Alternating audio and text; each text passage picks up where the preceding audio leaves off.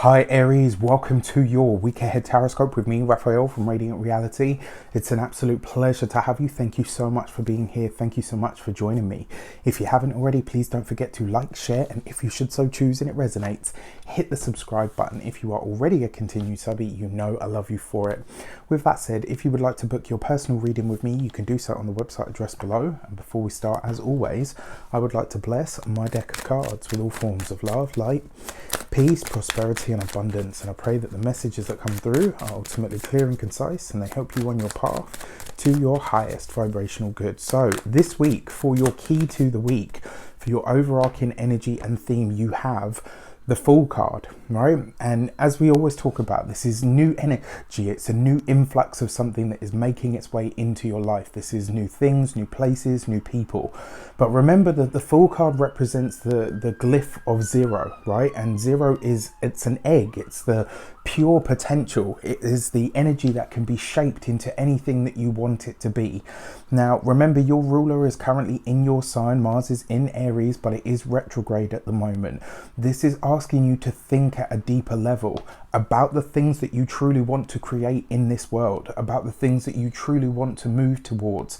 This is about being strategic, but when the Fool card shows up, it's those moments of destiny, it's those moments of fate, it's those moments of something other moving in your life. This week, pay attention to the conversations that you have. Sometimes the Fool card speaks of a moment that seems so insignificant at the time, but then later on it develops, or you've come to see it in a different light and you start to realize, wow, that conversation, that kind word from a stranger, that moment of, a premonition of some sort that I had that stopped me taking a certain path or going down a certain road. It's only really in hindsight that you ever get to see what the Fool is or who it has been that has been instrumental in your life. And this is why when I say this card, I always say to people, pay attention to the conversations, pay attention to the small moments. The Fool card, very rarely, it's funny because the Fool card and the Tower, they're those two sides of that Uranian energy, right? So on the one hand, you've got big, shocking, surprising, rebellious, revolutionary. That's the Tower. That's the Uranian side of it. And on the other side, of this, that surprising energy, that fateful moment, that destined moment, that small conversation, the kind word from a stranger, the moment where a random person comes up to you and says something that is so purposeful and poignant for your life at that moment in time, and then you never see them again. All of those little things, that's the sort of stuff that we talk about when we talk about the Fool card. Oh yes, the changes that it routes in our lives are huge, they're big, right? But only in hindsight do we realize what small moment it was that made all the difference at that time. So this week, it's in the small moments. It's in those small, they say the devil is in the detail, but I'm going to say it's the opposite. It's the universe is in the detail. To see all of the world in a grain of sand, as the saying goes. For your actions and options this week, you have the Justice card, right? So this week, it's going to be all about what you're thinking. It's going to be all about, and it's funny because we've got Mercury and the Sun now in the sign of Libra, right? And this is your direct opposite in the zodiac. So especially if you are an ascendant Aries, the Sun and Mercury are currently in your 7th house. This is putting a spotlight on all of your connections, on all of your commitments, and all of the people that are effectively your mirrors out in the world, the people that stand opposite you in some way, shape or form. Now, the fact that you have the Justice card here in your actions and options, this could be a week where you are truly choosing to commit to something brand new. Why do I say that? Commitment, the Justice card. Something brand new, the Fool card. This is a powerful week where you could be getting some big insight into who it is that you want to work with, who it is that you want to collaborate with, who is actually worth your time, who is actually the person or the people that you really want to align yourself with. Now, Mercury is currently in shadow. It's not retrograde yet, but it's about to be. And so for that reason, I would probably say to you, signing a contract even at this moment, is probably a no-go. But if you absolutely have to, just check the details, check the fine print, and if you need to, get a fresh pair of eyes, get somebody else to go over it. It's kind of like, you know, when you write a book, you have to get a proofreader in, right? Because you've been in it for so long, you're so immersed in it that you probably won't see the mistakes because you've filtered them out. Whereas if you get a fresh perspective or a fresh pair of eyes from somebody outside of yourself, the chances are they can highlight to you what it is that you're likely to miss, or what it is that actually needs to be looked at in some way, shape or form. For your communications and conversations, you have the Queen of Cups. So I'm going to say this: whenever the Fool card shows up with a Court card, this is somebody that you don't know yet. Either that, or it's somebody that is, it could be somebody that, somebody that is working at cross purposes behind you. It's very rare. And just because there's no other cards here that kind of suggest that. So I'm going to say that this is somebody that you don't know yet, somebody that you're likely to connect with through your work, through some sort of project that you're putting out there, or your business, if that's what you have. This is about you really starting to figure out what you're ready to put your emotions into and what it is that you are ready to nurture and nourish. So you're making choices about what and who you're about to commit to. And then you're deciding, right, okay, now that I've made that choice of what to commit to, I'm going to put my heart and soul into this. Remember, the Queen of Cups isn't, the Court cards aren't just people. They're also modes of feeling and energy. The Queens in all of their aspects represent that emotional aspect of us.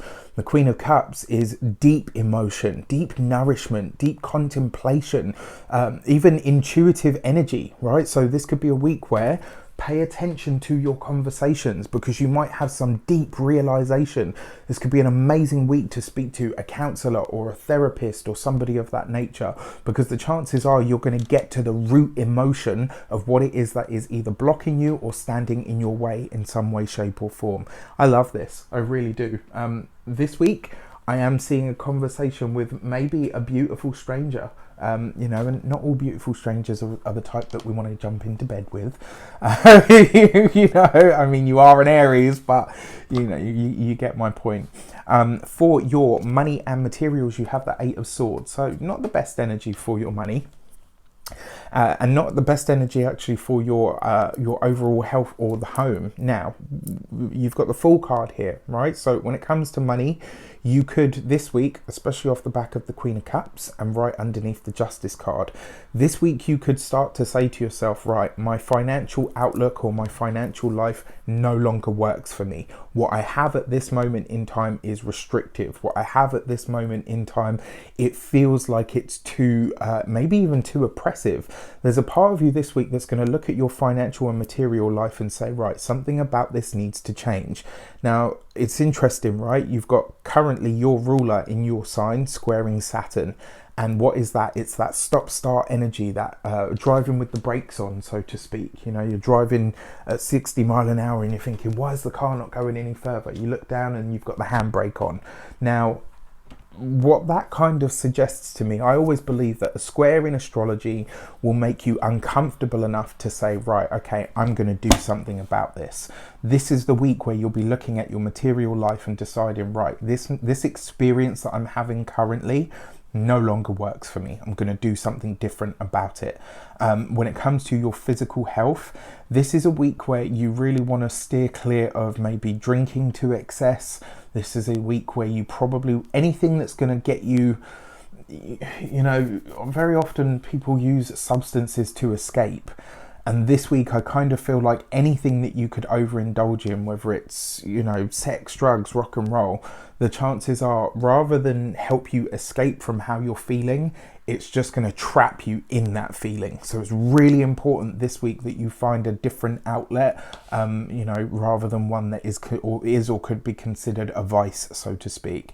And then when it comes to the home and environment, this could be a week where you either need to shift the energy in the home. I know when I feel like this, I usually pull everything off my bookshelves and I give everything a good clean, or clean behind the chest of drawers and all of that sort of stuff. That's one way that you could do this. Moving the furniture around in your room or your house, like wherever you live, that's another way that you can do this. You've got to change the energy vibration in the house, and the best way to do that very often is to either give it a really good clean or move things around.